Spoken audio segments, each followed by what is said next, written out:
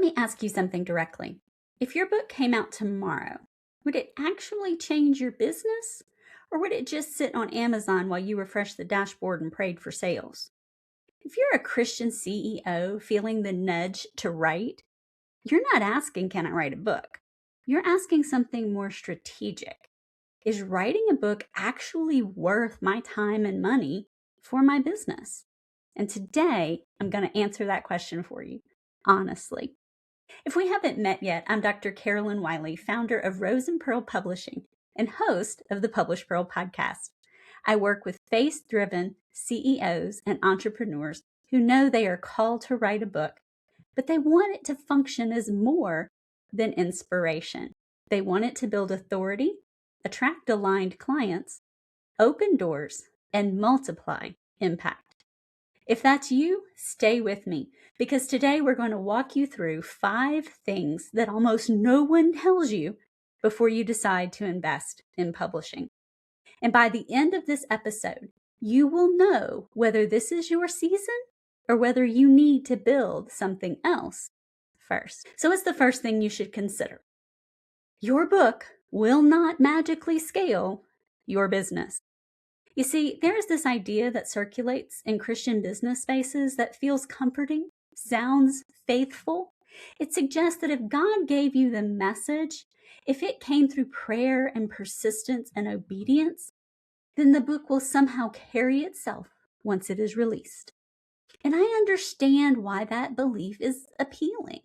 When something feels assigned, it feels protected. When you've downloaded words from the Lord in prayer, it can feel inevitable, as though the outcome is guaranteed simply because the calling is very real. But publishing is still a marketplace, and God has never operated apart from stewardship. Throughout Scripture, vision is paired with labor. A word is spoken, and then work follows. Walls are constructed brick by brick. Preparation precedes the promotion. And calling has never eliminated effort. He magnifies the effort. He directs the strategy. He will open the doors. But he's not shipping books from Amazon. So whether you pursue self-publishing or you're looking to secure a traditional publishing deal, you will still be responsible for selling your book. Traditional publishers expect you to arrive with an audience and momentum already in motion. Self-publishing requires that you build that infrastructure yourself. So without a marketing plan, your book enters a sea of millions released every year. That's not dramatic language, that's just measurable reality. You would never introduce a premium offer into the marketplace and simply hope it circulates through enthusiasm alone. No, you would craft messaging, you would build distribution channels, you would create a pathway. Your book deserves that same strategic respect. So whether the question is, will marketing be required? It is. The right question is, are you willing to market your book with the same intentionality and excellence that you bring to the rest of your business? Because a book can accelerate authority, but it will never replace strategy. So if sales alone aren't the goal, then what is? Well, let's talk about where the real return on investment actually lives. So that's the second thing you need to consider when deciding if you're going to publish this book as a business asset, is your book sales are not going to be your primary ROI. This is the part of the conversation that tends to surprise people. Book sales on their own rarely generate significant wealth. Even traditional publishing deals often come with modest advances, but once retailers, distributors, and printing costs are accounted for, and royalty percentages that are really slim, first-time authors are actually surprised at how little is left over. So if you're envisioning book royalties as your primary retirement strategy, that's rarely how the math unfolds. The real power of a book does not live in the royalties. It lives in the positioning. So let me tell you about one of my authors. She came to me already established, a strong coach with proven results, solid reputation. She did not need credibility. What she needed was amplification. So before her book was ever officially released, speaking invitations began to shift. She started booking higher tier paid engagements. Event host introduced her differently. The title author and then best-selling author changed the energy in the room. And then something else happened. At those events, she sold boxes of books, not a few copies at a folding table, but boxes carried in and out. After hearing her speak, women would approach her and say, "How do I work with you?" The book created a bridge between inspiration and engagement. It did not replace her business. It refined it. It gave additional shape, structure, and lift to the expertise she already carried. It placed something tangible in her audience's hands that reinforced her authority long after the event ended. The book itself was not a final product. It was a doorway into her ecosystem. I've seen authors sell thousands of copies and generate far greater returns through what those books activated in consulting contracts, premium programs, speaking fees, and long-term client relationships. When positioning is aligned with offer and audience, the multiplication happens well beyond what any royalty statement could reflect. This is where leverage lives. But now here's where people get tripped up. They assume that the book itself is what creates that momentum that I just described, when in reality, your audience size and engagement matters more than most are prepared to admit. So let's talk about the third thing. Audience size matters. If traditional publishing is your goal, there's something you really need to understand earlier rather than painfully later. Publishers are not primarily evaluating how meaningful your story feels. They're evaluating marketing demand. They're asking a simple business question. Can this author move books at scale? In many cases, that means demonstrating sales potential far exceeds what you might personally consider a great launch. It means platform. It means engaged email list. It means speaking traction.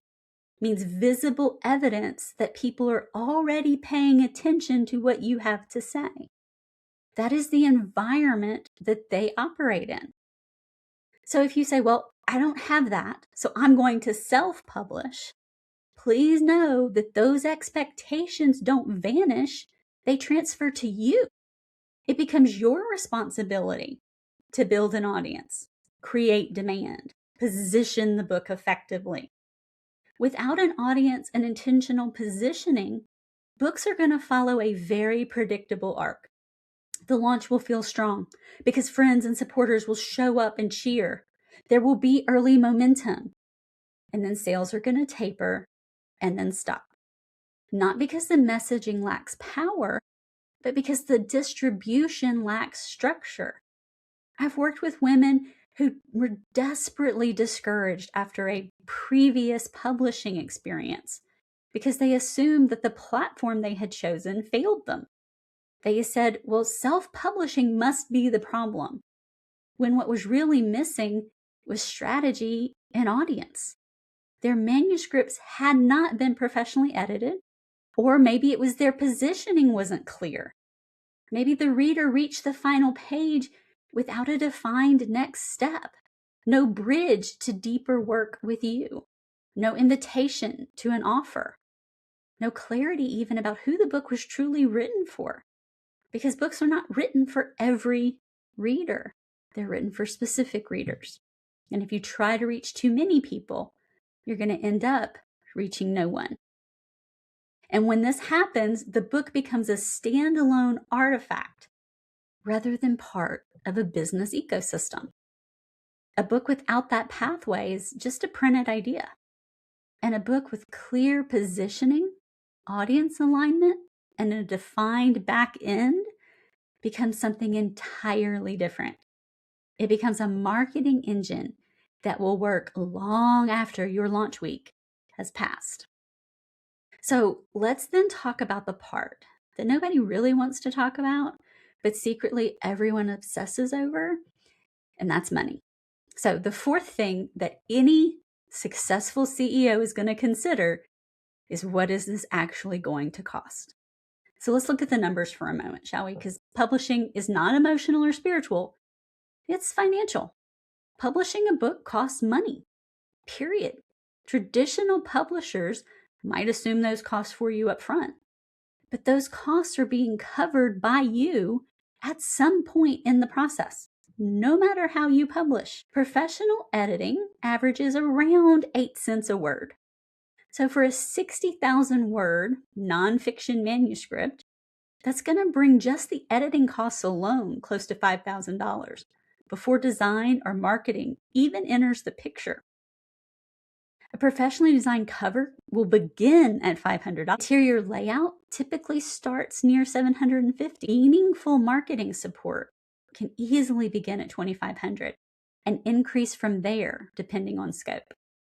By the time you start assembling all of these essential components, then you're often looking at upwards of $10,000 for the book to compete in today's marketplace. Now, sure, there are ways that you can reduce those costs.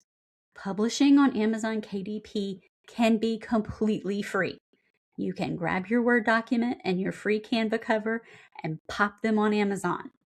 You can handle everything yourself. But what also exists is discernment in the marketplace.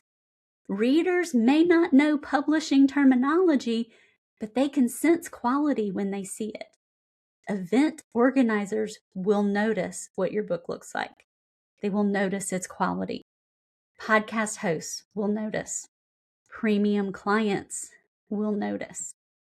You want the excellence communicated from the first moment people see your book, because you want this book to represent the highest quality of your company and your brand. So the question in front of you is not simply, how little can I spend and still get this done? If that's you, then this probably isn't the right time for you to be publishing. The real question is, what level of authority are you willing to embody? A book becomes a public representation of your leadership and expertise. It reflects your standards. And standards, whether we acknowledge it or not, signal how seriously you take your own message. So in that sense, publishing is not merely a creative decision, it's a leadership one. And here is where it gets even deeper, because it's not just a business decision.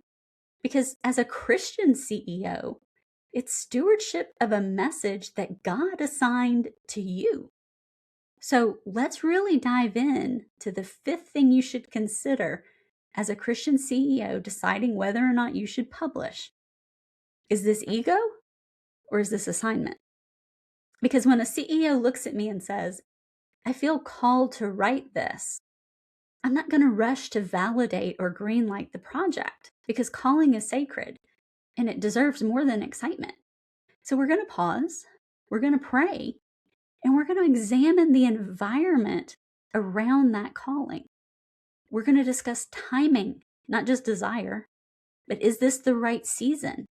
Do you have the capacity in time and money to invest in this right now? Is there enough margin to finish it well? We're going to consider the audience. Who is prepared to receive this message right now? We're going to look at the back end structure. What will hold the momentum the book creates? And we're going to clarify the transformation itself, because a book anchored in vague inspiration rarely carries lasting impact.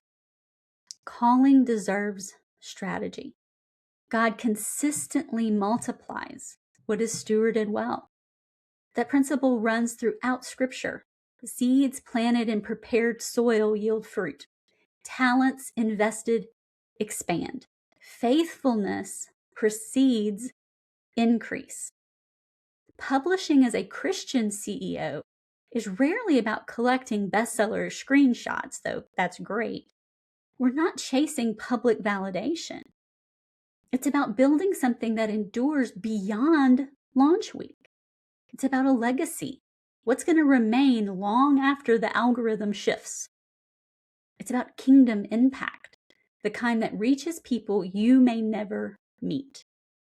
It's about authority alignment, stepping fully into the leadership you already carry and allowing your message to travel further than your calendar can. Calling and strategy are not adversaries, they're companions. And when they move together, publishing becomes more than an accomplishment, it becomes positioning. And positioned authority carries weight in rooms your hustle could never get open. So, final question, right? Is publishing your book as a Christian CEO worth it? Well, here's the honest answer. Writing a book is always worth it when you're prepared to strategically invest, not simply looking for creative milestone. When you understand that it functions as infrastructure that strengthens your position, clarifies your voice, and extends your leadership, it becomes a very powerful asset.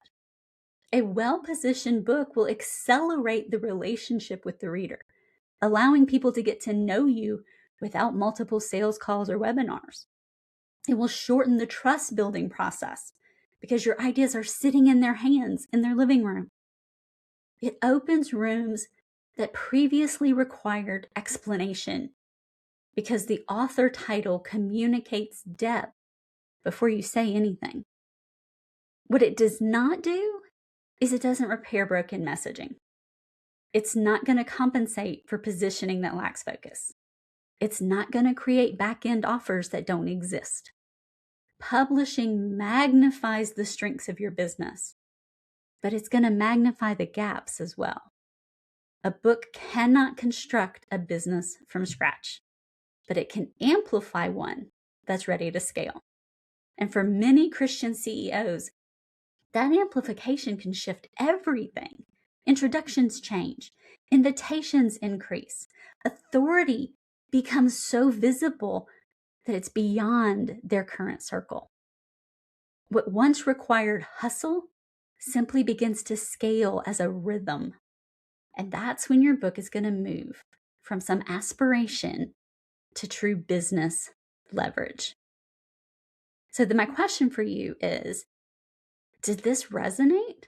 Are you sitting at the juncture of saying, you know what, I am ready to scale, but I just don't have a clue what to do next? Then no worries, I've got you. All you need to do is go in the show notes and download the Right Start Guide from the show notes. It's going to walk you through deciding, what is your book about? Who is it for? And how do you begin strategically? It even has a private podcast that you can listen to on the go. If you are already at the point that you know you are ready to publish, but you need to know what the next step would actually look like for your business, you can book a call with me and we'll talk about your audience positioning, your back-end structure, and all of the steps that it would take to get this book into the right reader's hands. And if you want weekly insight on stewarding your message well, subscribe to the Publish Pearl newsletter. If this episode helped you think differently about your book and whether another woman you know is circling the same idea, then maybe you send it to her, because wouldn't it be great for her book to be out as well? And be sure to like and subscribe to this content so that you'll get more like it in your feed. The Publish Pearl exists for authors who believe their book is more than content. It's a calling, it's stewardship, and it's obedience. Until next time, this is Carolyn Wiley in the Publish Pearl.